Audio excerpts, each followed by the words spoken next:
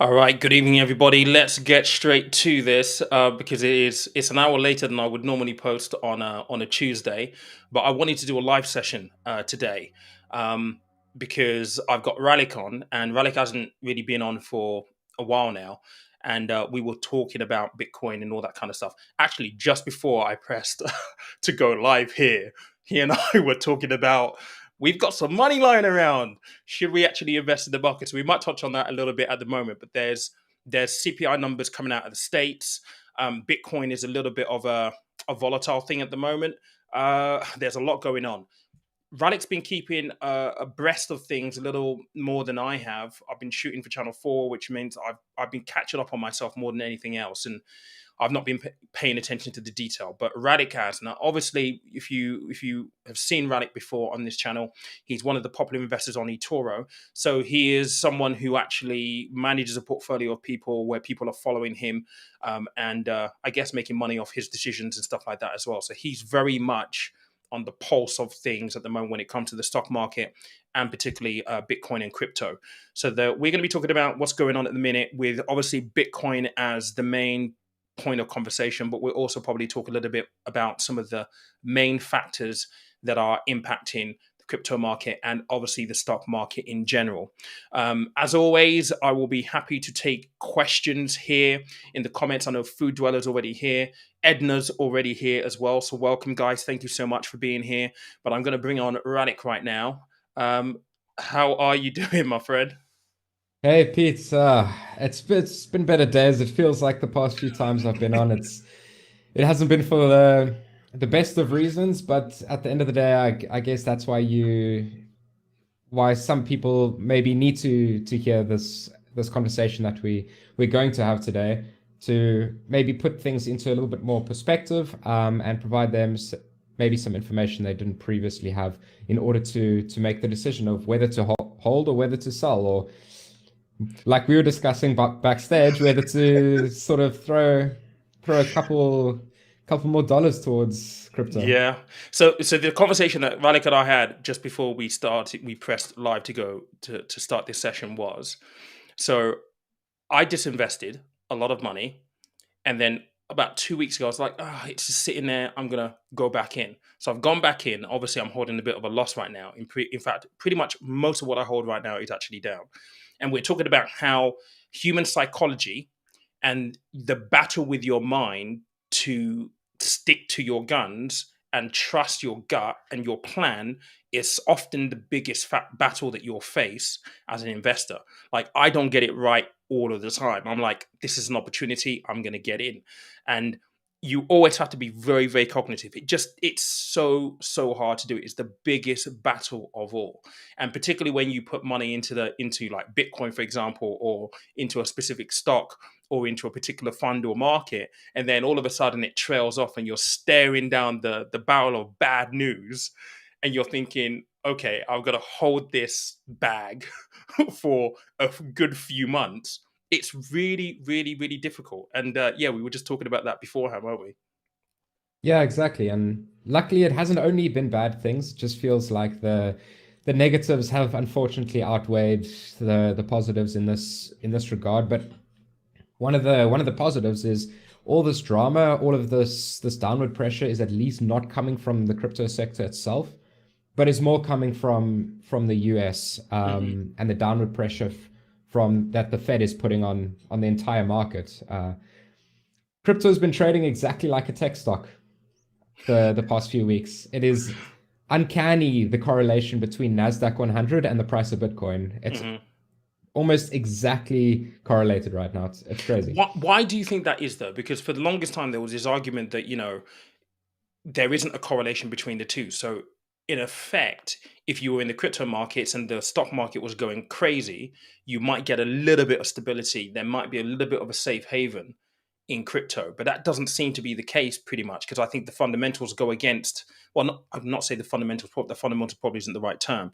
The news, the economic news, the monetary policy news coming out is having equal impact on both. I think it comes down to two main factors that I've been able to identify over the past few weeks. And the first is the massive inflow that we have had from institutional buying and so forth, it's what we've been wanting for the longest time. And unfortunately, as a result of that, it's also resulting in crypto trading like a lot of these stocks that these institutions normally invest in.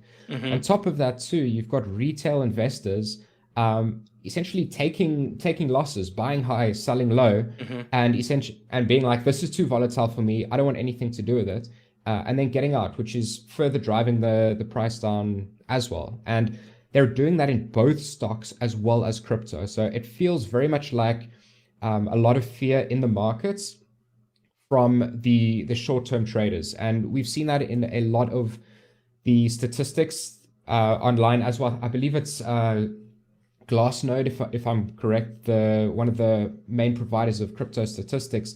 They've got a lovely graph actually showing the impact of long-term holders over the past few months, and the long-term holders are continuing to increase their overall Bitcoin holdings, while the short-term holders are the ones that are actually decreasing. So we're constantly seeing this flow of crypto from the short-term holders to the long-term holders, which I actually think is a good thing if you are one of the long-term holders, because eventually when we do see that market turnaround, after all the inflation drama in the US calms down, after hopefully we get a resolution to the Ukraine war, we might be able to see that turnaround. And when it does turn around, we'll see just how quickly it'll snap back.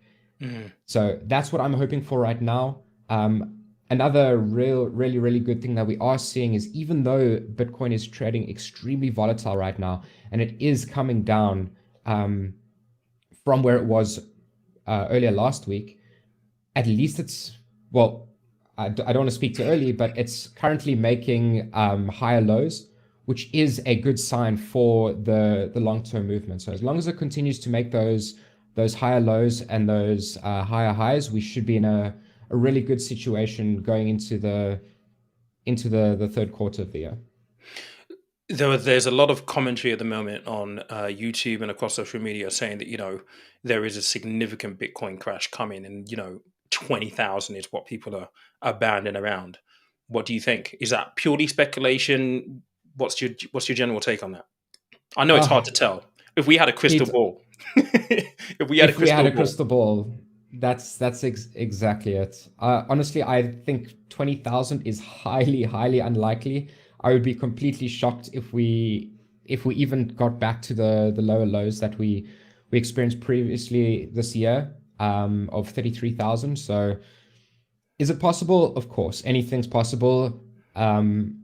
Russia could decide to drop a nuke, and that would send everything into a complete free fall. In the same time, if the Fed comes out and says they're going to raise interest rates by 1% and sell and do more aggressive selling off their balance sheet, then we're going to see a massive crash across the board.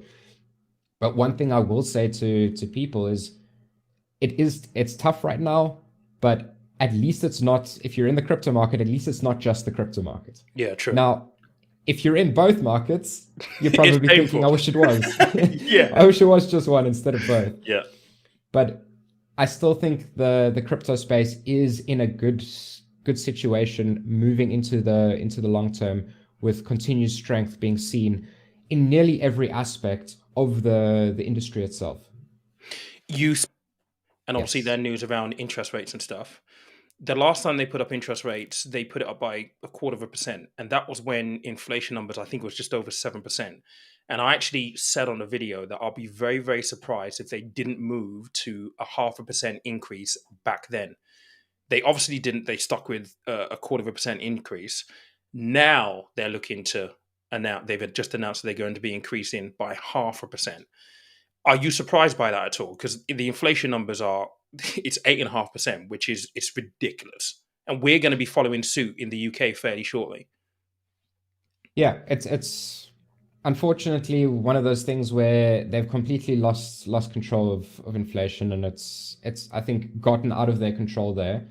And as a result, they need to implement some type of measures to try and counteract that.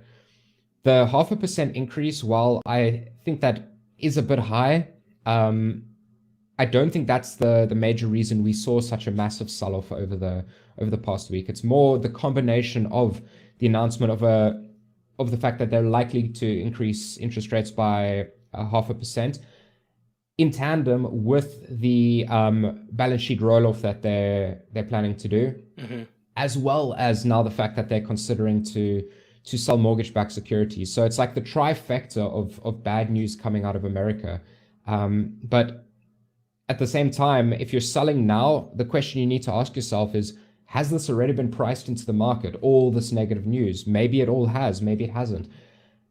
We don't really have a way, like you said, there's no crystal ball just yet. Yeah. And as soon as we manage to get one of those crystal balls, then it'll make our lives a lot easier. Yeah, and I guess that's the big problem that a lot of people looking to invest in the market, especially if they've just started out, face. It's like you get all of this good news and then you get bad news. And sometimes it feels as though because it's signposted, you then have it factored in and priced into the market. But there is no real way of knowing for sure whether it has or not. And I guess it all depends on how you're investing and what instruments you're essentially using. But it's probably alongside the psychological part of controlling that inner kind of like angel demon on your shoulder. This is the other bit as well that's so hard to access reliable information to know for sure so you can make an informed decision. Sometimes it just feels like it's guesswork, which is why the whole plan of, long-term investing becomes so important. For sure, I completely agree with that. And personally, I think with the massive inflow that we have seen of retail investors over the past few years, it's also become far more apparent that a lot of the decisions being made within the market are nowhere close to rational, which can also be quite dangerous if you're trying to day trade or make short-term plays. That can very easily lead to mistakes being made, or you underestimating maybe the severity of what these retail investors might do. I mean, we've seen it with the likes of GameStop, AMC, and if you look at any meme coin as well, it's just completely irrational the way it moves. So I think the major thing that's going to separate the short-term traders from the long-term investors over the next 2 to 3 years is going to be whether the investors can just stand their ground and ride out the waves, because we're in a completely new dimension of investing that anyone who's studied textbooks, I don't think those textbooks will really do it justice. Yeah. In terms of the theories. And honestly, I wouldn't be surprised if a few years from now we've got universities teaching about the event of how retail investors completely swarmed the market. So there's a lot of factors to consider when making these decisions, and it shouldn't be decisions made out of emotion. It should definitely be decisions that are well thought out and as many different scenarios factored in as possible. For you, with everything that's happening with Bitcoin at the moment, have you made any specific changes to what you're doing in terms of the people copying you at the moment? What have been your moves? So that's quite an interesting one, and the biggest thing you see on eToro, and especially during times like this, is during these massive lulls, you get quite a lot of activity in the comments. That comes with quite a bit of abuse as well. But there's one thing that I stick to, and that's my strategy. I'm a long-term crypto and tech stock investor. I'm not here to make swing trades constantly, no matter the volatility, because all you need to do is miss one or two of those waves, and not only can you lose potential gains, but you can also make losses on those positions themselves too.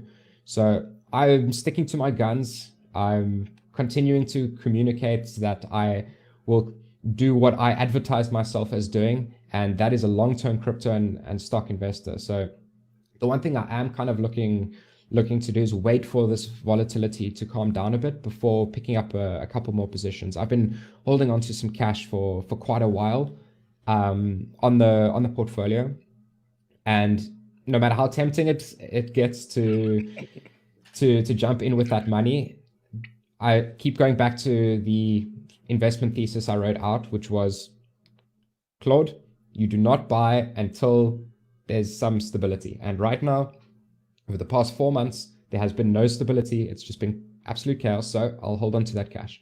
Um, one short term, well, one move I did make recently, which I was actually very happy about in terms of deploying capital, was picking up an additional position in Alibaba Okay. when it dipped below $100. So it's bounced quite nicely since then. So that position's in the green, but otherwise, unless some other severe opportunities like that arise again, I'm just holding on and riding out this wave.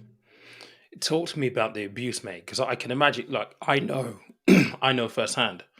You start talking about money and investing, and like, it's a very, very, very emotional. It's like a hair trigger. You say the wrong thing, do the wrong thing, people are on you, and that's even more so with the advent of social media and the fact that people can get at you quite easily. What's that been like? I mean, what is it? Oh my god, you're rubbish, and what what people giving you abuse about exactly?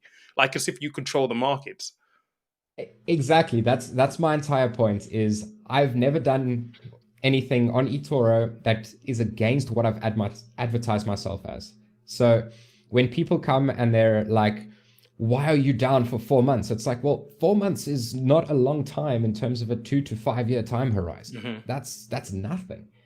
Um, and I think I kind of get it. It's more people wanting to sort of direct the, I don't want to say the blame, but the responsibility of the decision that they made onto somebody else. So anybody who decided to copy me, obviously that was their decision.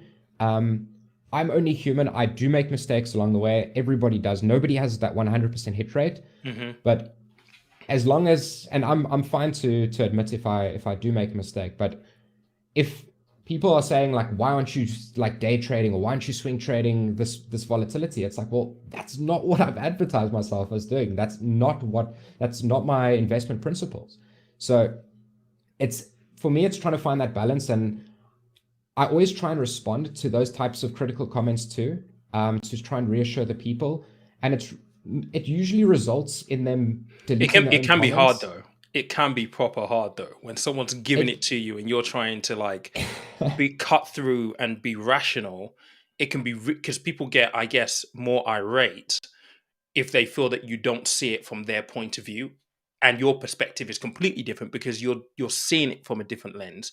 It can be so very, very difficult to do. For sure, for sure. It is a bit of a challenge, but one thing I have seen is by engaging with the people, listen, not all of them are going to change their mind. Some of them are going to continue to berate you completely.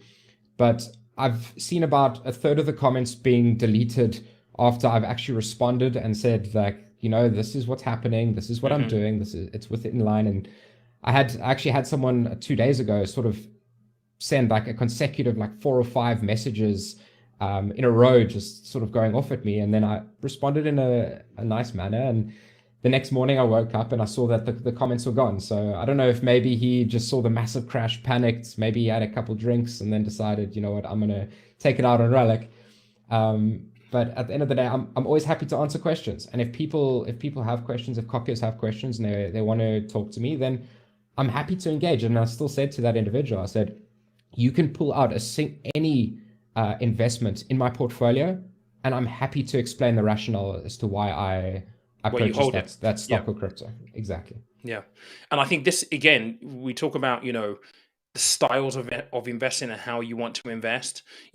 Look, copy trading is a great thing because you do lean on the expertise of someone like yourself.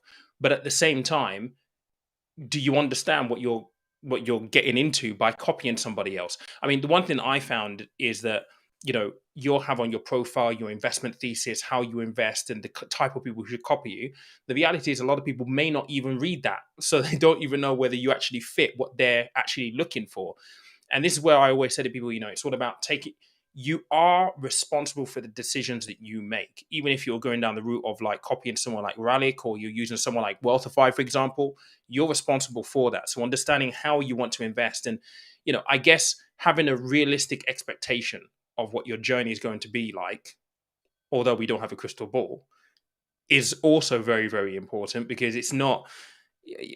it's not like the last 18 to 24 months where the markets have been on a bull run. I mean, a goldfish could have made money when the markets are going up. It's very, very simple to do that.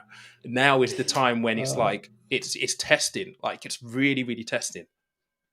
Yeah, well, funny you mentioned the goldfish. I don't know if you saw there was a video released by a content creator called Michael Reeves, and he actually pitted his goldfish against the whole of r/Wall Street bets. And yeah, spoiler alert: the goldfish actually outperformed Wall Street bets. So Really? See, yes, that's just it is complete and utter luck sometimes, especially when the markets are going up because everything's going up. So everything's a winner. It's a question of what's going to be the biggest winner out of the bunch, really. yeah. I'm gonna go seek that out. I've just written it down actually. See if I can do I'm maybe a actually reaction or something to it. It'll be interesting. yeah. I'm in the process of actually comparing my own returns to the goldfish's returns, and then posting a video like that on my channel. So They I'm should working on create. the script right now. They should actually create maybe like a channel goldfish and let the goldfish choose the investments. I wonder if you'd actually have anybody who would actually follow and copy that kind of account. You probably would, to be fair, as a Oh, for novelty sure. factor, as a novelty Oh, for as a sure. novelty factor for sure. Okay, cool. I would do it for the laughs. I'd put like a couple $100 on the goldfish, see how he does over the next year or so. I mean, why Yeah. not? Absolutely. So, what do you think will happen with Bitcoin then moving forward? I mean, look, I think back end of last year, through the excitement of the Bitcoin ETFs, and there's been a lot of news about potentially having spot price ETFs as well, also approved. I mean, back October, November, people were talking, $100,000, $150,000. We're now in a completely different space. What do you think is likely going to happen with Bitcoin through the next sort of 6 to 7, 8 months? Bearing in mind, obviously, the news coming out of the States is going to be a massive influence and factor on those. Yeah. So I think it's most likely going to come down to a few different factors, and there's going to be so many factors that it's almost impossible to say exactly what the outcome will be. Ultimately, we need to see what's going to continue to happen with the Ukraine Russia situation. On top of that, this entire inflation fiasco all over the world needs to resolve itself. So that is going to have a massive macro impact on the crypto sector too. Like you mentioned, the spot ETF that has been in the works for years now, and Hmm. if we can actually get that approved, if we can get a spot ETF available, then I do believe that's going to drive up the price significantly. I Hmm. mean, then you've got direct buying into the market itself and not dealing with contracts Hmm. per se, which will make a massive difference. Um, then you've got the mass adoption of how many institutional funds will continue to actually get involved with the crypto space as a whole too. I'm not sure if you saw with the all the action that's been happening with regards to the Terra Luna Foundation. Um, and they were the main reason as to why we had that initial spike of Bitcoin through the 45K levels.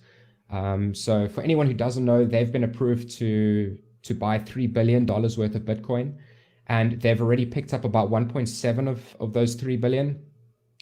But I think the other thing that maybe people are overlooking in terms of that situation is they've also got approval to buy in perpetuity. Okay. So it's not just stopping and capping at 3 billion. It's Hmm. just 3 billion is the budget for now. This is what's in the scope, and then after that, it's going to be sort of on a consistent basis. Whether they decide to say buy 100 million here or 200 million there. So there is a lot of good happening in the space too. So what's going to happen in the next 6 to 8 months? Honestly, I don't have a clue. I cannot tell you, but if I were to pick a direction, I would say I'm far more bullish than I am bearish. Mm.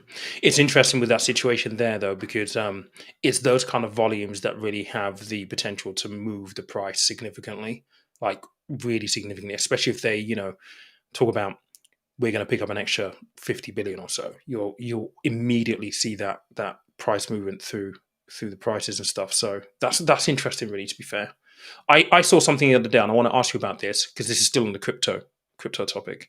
Um, and I don't know. I'm still skeptical. I'm very, very skeptical still. But Robert Kiyosaki is confident that XRP is going to replace the dollar. Now, as ridiculous as a notion as I think that is, what do you think? I don't think there's a chance of that happening.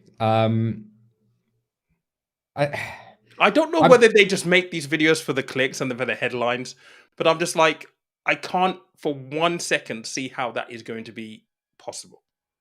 XRP's got a very, very large and very loyal fan base. So I think there is the hope around that for them, but I would bet that it's not going to happen. I would not expect that to I honestly I wouldn't really expect anything to happen with XRP over the next couple months to years anyway.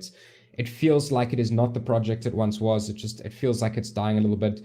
A lot of people are holding on to the hope of the SEC case Yeah. with the Ripple Foundation, but at What is actually the going on end of with the that? day, Is that still ongoing? yeah, Because there's been progress. they had a bit of good news indicating that they were going to win the case, but it seems to have just kind of like filtered off from that point. Yeah, every now and again there's a little bit of good news that comes through, and I would imagine there's going to continue to be good news type events for Ripple, mainly because I think the SEC is stretching with a large amount of their case anyway. If Hmm. they'd gone after the founders for the actual sale instead of trying to rope XRP in as a security, they might have had a case. But I think Hmm. the fact that they're sort of trying to pile everything at once, it's a bit of a stretch. But overall, it's like, well, has XRP's victory already been factored into the price? Hasn't it? And overall, I'm not really that big of a fan of XRP. So I personally don't hold any, um, and therefore don't follow it as closely as maybe somebody who does have a holding potentially does. Yeah. So yeah. Someone's asking. Somebody's asking about Dogecoin here. What do you think of Dogecoin, mate?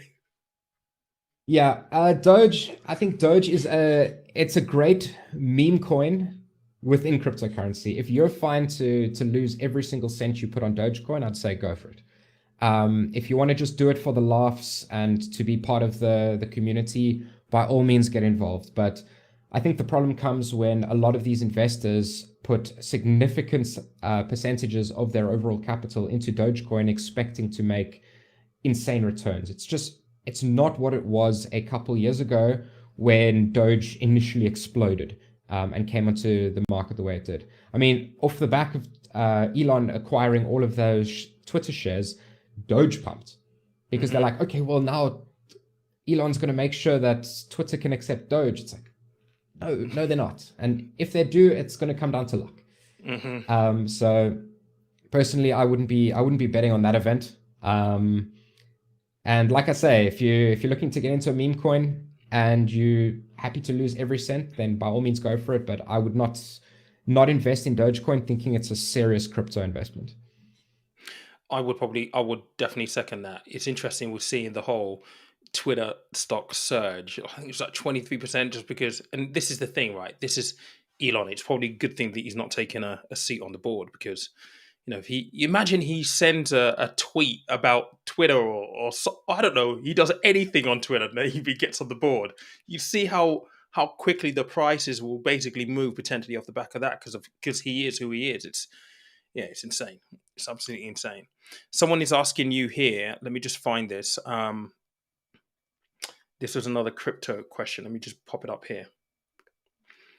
What do you think of Parnex and Bitsgap?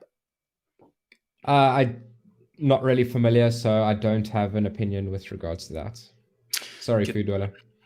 Cool. Someone has said to me that I do have filters, obviously, so people can't just pump nonsense into my comment section. I think that runs over to the live sessions as well. So I think people are trying to get in a particular question about something and they can't get it in. I need to have a look at that, to be fair.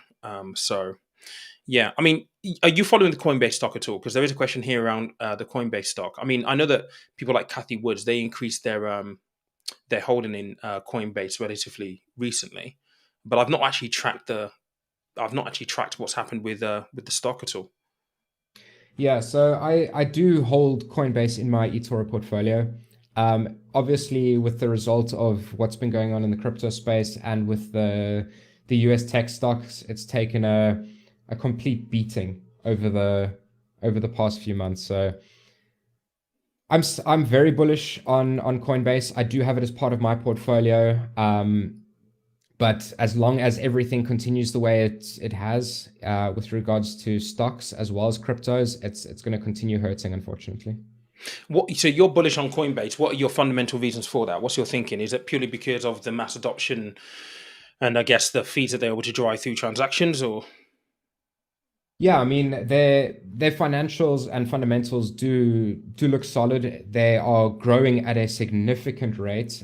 Also, if I mean, just in terms of the amount of new users they've managed to pick up over the past quarter or so, especially after the whole Super Bowl event, it's looking like quite a promising company in my eyes, and I do think it's been relatively oversold after its IPO.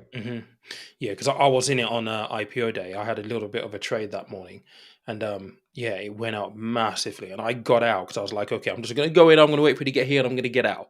And thankfully, I did, because then yeah, it kind of like tumbled off, and it's just been a little bit of a, I guess it's been in the toilet since then, really, and just bubbles up and down and stuff. But this is, I guess, the excitement of IPO day, isn't it? Really, to be honest, people get eager and hungry to get in quickly to get that trade in. Yeah, I've got a general rule in terms of trading on eToro on IPO days, and that is to not trade on IPO days, just because of the sheer volatility within the stocks themselves. So unless I sort of see a drastic move downwards, where I think, okay, this has been completely oversold going into its IPO, then I might pick up a position. But other than that, I try just stay away from those particular stocks until they're at least below their initial offering price. Yeah, I mean, I don't do it often, but it was literally just a case of, I've got maybe 300-400 quid. I'll see what happens with it, and it's not something that I would typically tend to do, because I'm very much long term. But sometimes it's like, let's see what happens if I just throw a little something on this one. But I was lucky on that one. If I'd held on maybe 5-10 minutes later on, then I would probably still be holding it now, knowing that it's down quite a bit. So you've got to know what you're doing with this kind of stuff, and that again is the difference between investing and trading. Like, it's not the same thing. It's worlds and worlds and worlds apart, and people just, they use the two phrases interchangeably sometimes. For sure, for sure. I see there's another question regarding AXA, crypto. AXS, is that AXS? Is that the AXX question? Yes, This one, yeah. AXS. So the wall is asking what you think about AXS, which is Axie Infinity's crypto. Now, it's a bit of a controversial crypto because of the recent hack that they experienced, and caused, essentially sent the crypto plummeting down. But Axie Infinity's got a massive player base. They have for a while. It has been consistently growing. The main reason I haven't invested in it, and I probably won't, is because I decided to actually give the game a try. And for those of you who don't know, Axie Infinity is essentially an NFT game where you battle with your three different axes, and earn smooth love potions, and also breed your axes and so forth. So the biggest reason why I'm not involved is the game just isn't fun. It feels like it's a money grab where people are playing because they want to make money and not because the game's actually fun. And while that might be fine in the short term, I don't think it's the best thing for Long term. for the longevity of the game itself, because eventually people are going to be like, well, why am I wasting my time? Yeah. Like, yes, the returns are good for a lot of people. There are some countries where it's a valid career for them to literally sit at their computer all day and play Axie Infinity.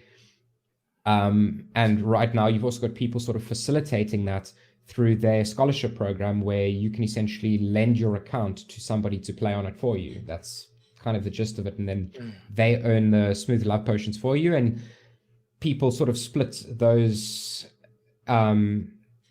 split it with the person who farmed it on their account. So that's the major reason why I'm not invested in it, and it's the major reason why I probably won't invest in it. It's just because the game's not fun. So if someone can come up with a fun NFT game that I enjoy playing, and that's actually, I think I could see myself say like playing for a good couple years, then yeah, sure, I'll invest. But for me, Axie Infinity is just not one of them. Yeah. I can't say that I'm anywhere near okay or au fait or anywhere near that kind of crypto knowledge. So, that's where your expertise come into it. Someone's asking here, what's the best coin to buy if you're a beginner? Tricky one. It is a tricky one because, so first thing I'll say obviously is whatever I'm saying here is not investment advice. I need you to do your own due diligence. I cannot tell you Bitcoin's the best for you. You should buy Bitcoin because I don't understand your personal circumstances and your risk tolerance and so forth. But what I will say in terms of getting involved in the crypto space is start with Bitcoin in terms of research. I don't think you can really understand the crypto market as a whole without understanding how Bitcoin works fundamentally. So maybe head over to YouTube, look up a couple different videos, all about Bitcoin, how it was created, how the underlying technology works, and so forth, and then take it from there. So I would say start with Bitcoin, move on to Ethereum, and then maybe start taking a look at some of your other cryptos like Solana or Polkadot, and so forth, and then just start from there. So another thing I always normally say on my stream is you can also open CoinMarketCap or CoinGecko, look at the top say 10 cryptos, and then start with number one. Research Bitcoin, research Ethereum, and then just keep moving down the list until you feel like you've got a decent understanding of the crypto space as a whole. You don't need to know exactly how the nodes communicate and so forth and all the finite details of the blockchain, but you just need to have some type of understanding of how this technology works and how it's being used to solve various problems that they're aiming to solve. Yeah, I mean, I think on the whole crypto, like picking up like the basics, there's a really good podcast. It's called Crypto Casey. So Crypto Casey, Kasey. She does a great job. She's got like a series in that podcast, and it basically talks about the fundamentals, the basics of crypto, right from the very very get go. Like what is Bitcoin? How does it operate? The fundamentals behind that. It's a really really good listen. So maybe go and have a look at that's on Spotify. It will be on all of the good podcast outlets. Go and have a little listen to that. To that podcast. She breaks it down very, very simply. And the episodes are, I think, between 20 minutes, 15 minutes long each. And it's in a series. So as you get past the first one, it leads very, very nicely onto the second one. So you can start to build your knowledge and everything from there. So maybe have a look at that. But yeah, it's really, really hard to tell people what kind of thing you should put your money into, because at the end of the day, there are so many variables within that. And I would definitely say that if you are watching channels on YouTube where they're telling you this is the thing you should go and buy, you should be very, very wary, because Ralik, he's got qualifications as an investment manager. I'm a qualified, financial advisor. We've got a little bit of knowledge and qualifications behind us to be able to talk about these things from an educational qualification point of view, to know the theory behind it. But there's a lot more that goes into that theory around, your personal circumstances, how long you're looking to invest for, why you're looking to invest. There are so many variables. So, research and doing your own bit. And this is part of it, by the way, coming onto this live and asking a question. But a lot of the bulk of it, you have to try and make sure that you have a good understanding of yourself. If you're not the kind of person that has the time, or you don't want to carry on that type of stuff, then again, question how you go about investing. So do you want to go and, buy something where you're managing it yourself as an individual, where the responsibility is upon you to make sure that you're making the right choices? If that isn't the case, then someone like Wealthify or similar providers like that will probably be the best option for you to go down, because they will take care of all of that investment management side of things to you. Especially now where the markets are quite volatile, we just need to be mindful that within the context of the wider world, the cost of living crisis that we're all facing, inflation, there's going to be a lot of people out here who are going to be promising you the world because they know that a lot of people will be struggling for cash. And yeah, you just need to be very, very careful, really, really careful around what you're watching and what you're taking in, and always seek a second opinion and don't take everything on social media verbatim. I don't know if you would add anything to that, Vanek.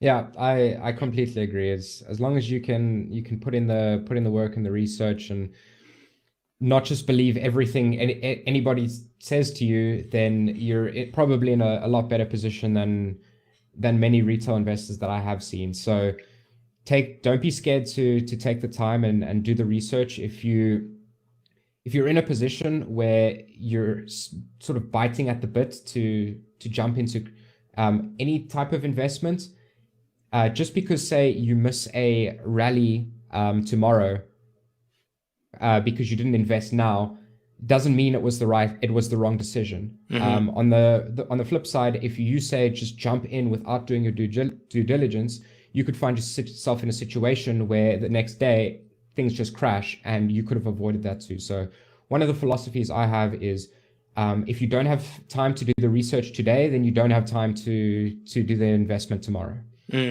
I'd definitely echo that. There is a couple of comments here from TechSpark. I can't see the first one.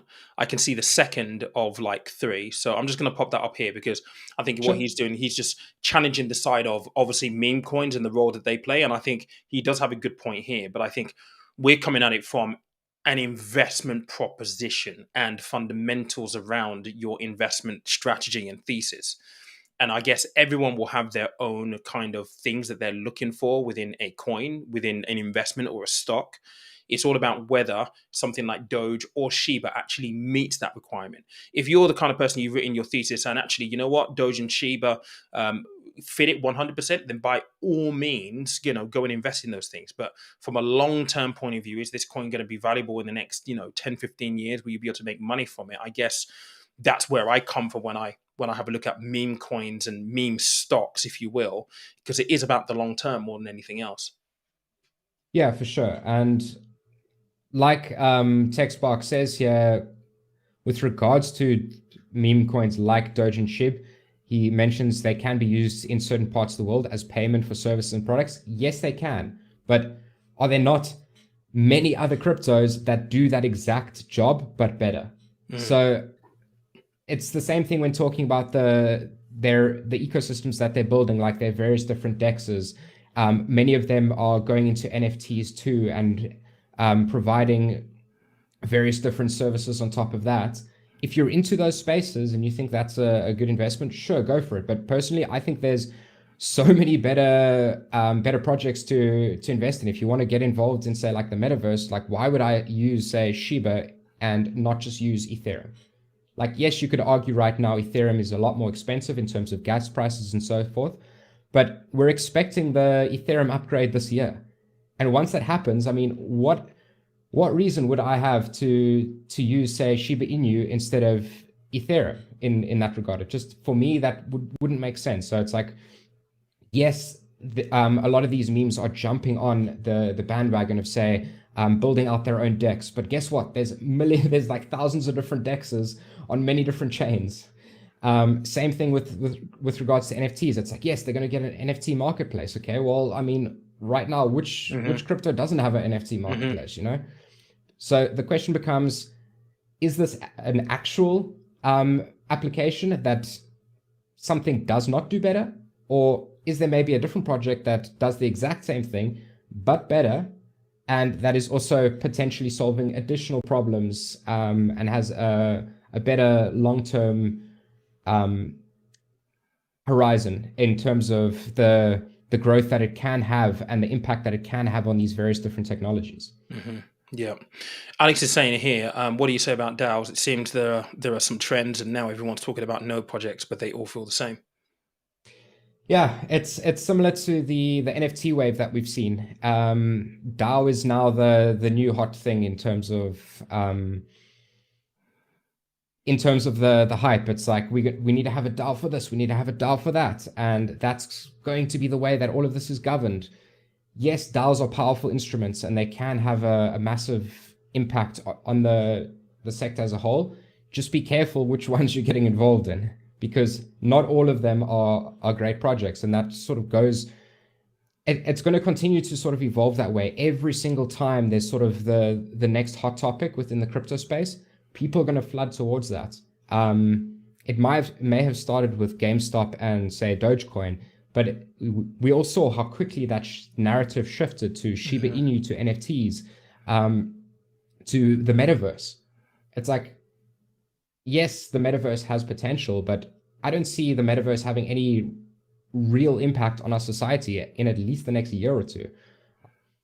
Imagine trying to like rush home to now put on a headset and live in this virtual world. It's like I've got no interest in doing that.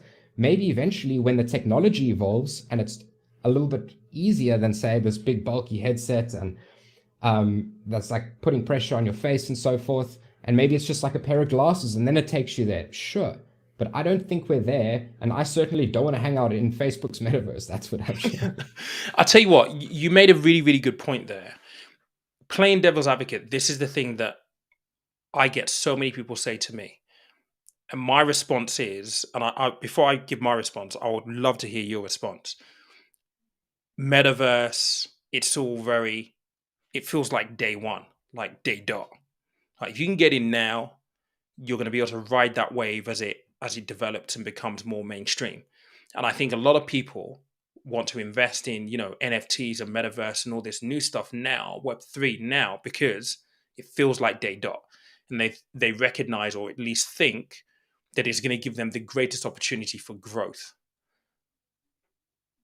I think that some of that is right, but at the same time, I don't think it's right. I'd love to hear your response before. And whenever I hear this conversation or get asked this question, something that someone said to me a very long time ago when I was in Canary Wharf always resonates in my head. But what do you think?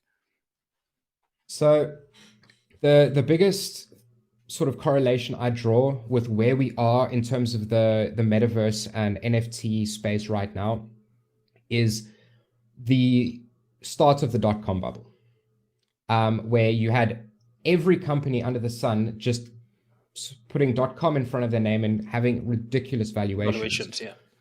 Where, yes, there are some of those that survived, but the vast majority of them didn't.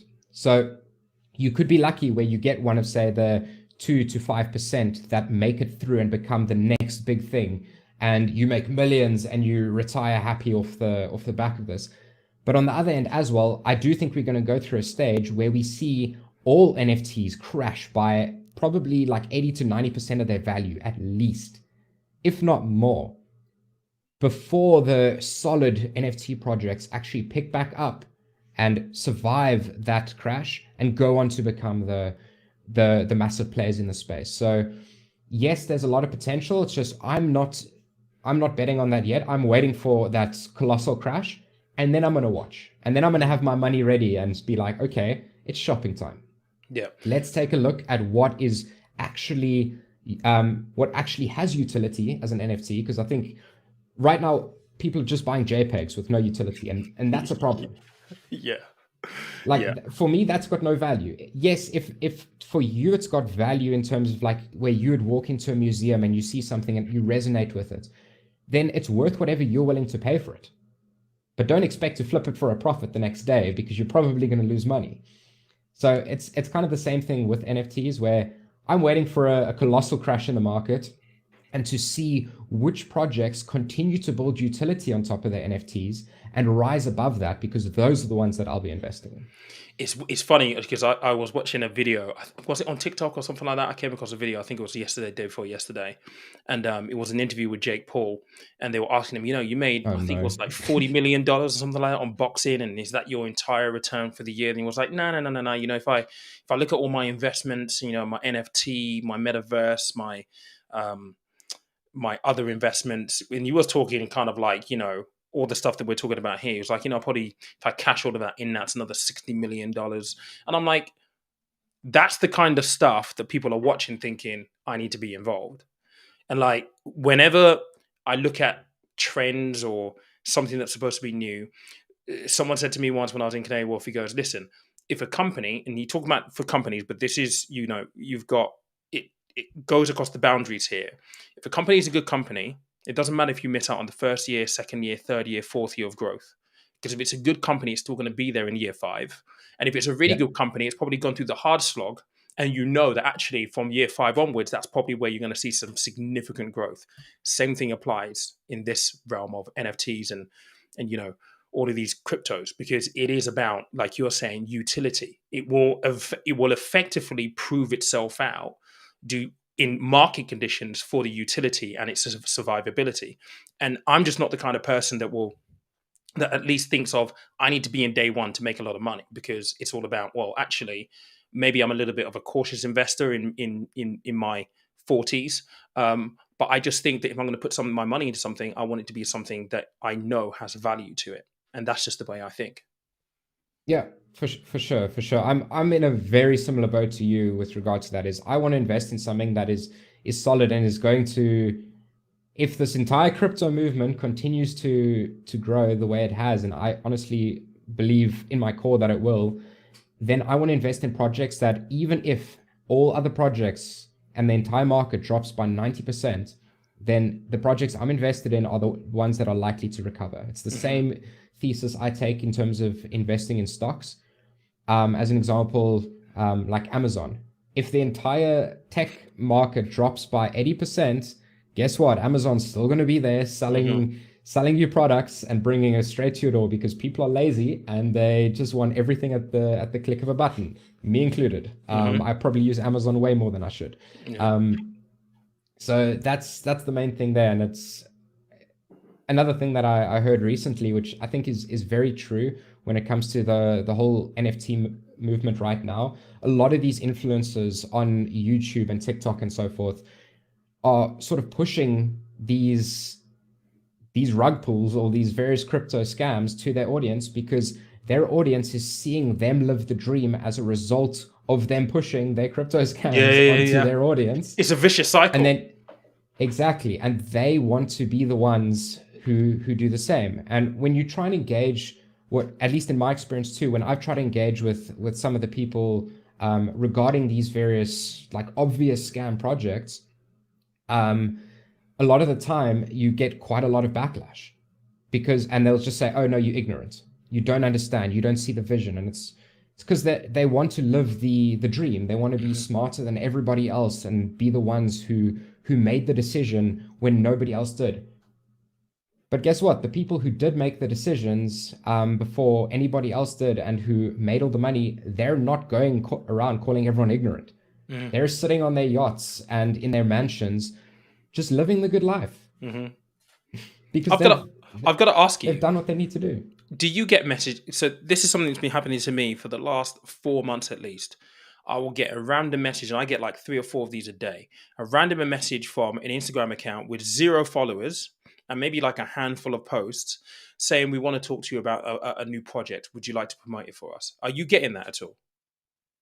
It's bad on Instagram. They really need to get on top of that in terms of the amount of like DMs that I get regarding those various like scam projects, where it's like, Mm, would you like to work with us to promote this yeah, project? yeah, Like, yeah. no, I don't. And to be honest, I think mainly because of the eToro thing too, I've gotten quite a lot of messages from various other platforms trying to poach me to work on their copy trading system, or something to the same extent. And I always look into it just for a laugh, because I Curiosity, know yeah. it's going to be a waste of time. And either they're sort of charging insane fees and promoting sort of instant trading, where you open a trade, make like 1%, close the trade. Hmm. Open a trade, make 1%, close a trade. That's not in the best interest of anybody copying you. It's why these massive fund managers don't charge their fees based on allocated capital. They charge it based on committed capital, Hmm. because otherwise you're incentivizing the fund manager to just make investments as quickly as possible so Hmm. they can earn their commission. Yeah. And the one that I've been getting, I've had so many of them, is TRX. I've had so many DMs. And the thing is, what I do is I'll get the message, I'll block the account. And then I'll have like 4 or 5 other messages straight off it from different accounts. And I'm just like, I don't know whether they're just in like somewhere in like a store just pumping these DMs out to accounts, but it's you do need to be careful a lot of the time. I did have a conversation with someone, I think it was like in January or something. I messaged back and I was like, it was again TRX. And I was like, listen, I just thought I'd be a little bit coy. You can't afford me. to promote it. And he goes, no, we can. And I'm like, okay, it's £10,000 for a post. And he went, yeah, okay. And I was like, no. Like, if you're offering 10 grand, how are you going to make your money off it? Like, for me, if it sounds too good to be true, it probably is too good to be true. And as much as it's very nice for people to make money, if someone's offering you 10 grand for like posting like a 2-3 minute video, like for me, that's easy money. But easy money isn't good money. I've learned in my experience. So what's the catch? What damage does it do to me if I go and post this video for 2-3 minutes? I get people that then go into it and you rug pull, then my reputation is damaged for the sake of £10,000. For It doesn't sure. sit with Like me. if a company wants to give, say, you or me £10,000 to do an official review of their product, by all means, I'll do Hmm. it. But I'm giving my unfiltered opinion then. If I think your service is crap, then I'm going to advertise it as such. And if Hmm. I think it's good, then I will advertise it as such because it's not worth taking the short-term cash grab and damaging your reputation. Because that's just gonna hurt your brand in the long run. And what's the point of that?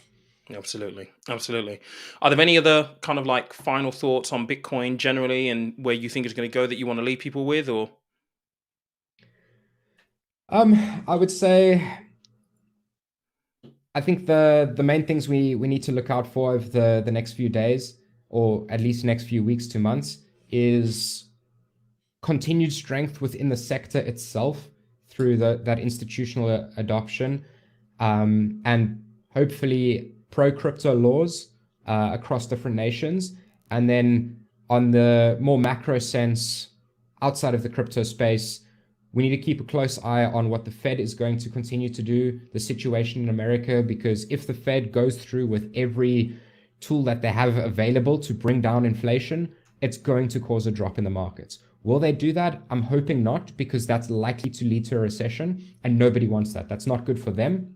That's not good for us. It's just a disaster if that event does take place. So that's my general sentiment is right now crypto space is good. Macro space is in a very, very sensitive space and situation right now with a lot of things to keep our eyes on, from the Fed to the Russia-Ukraine situation and much, much more. Yeah. And guys, if you have been, tuned into this, and I know there's a good number of you still on here right now, this isn't supposed to be a doom and gloom type, live chat, but it is hopefully a chat that gives a little bit of context to maybe some of the stuff that you might be seeing and hearing about at the moment, because I think we're in a very, very difficult place. If you follow the logic of what YouTubers are telling you, buy the dip, everyone will be buying into the markets right now. But do you have a beat, or at least have an inkling of a beat of what might be coming down the track based on some of the macro things that that Claude Relic has mentioned here? It's not about going into it, completely blinded without any of your own research, without any of your own conviction. It's really trying to at least understand what's going on and just being honest with yourself. If you're the kind of person where you find it hard to understand this kind of stuff, you don't want the responsibility, then you need to go and find a provider who's going to go do it for you. It really is that simple. But please, please, please just be careful. you know there will be an increase in multi-level marketing schemes, all kinds of crypto scams, forex scams that will be trying to get you and your money now, because they'll be acutely aware that people are suffering.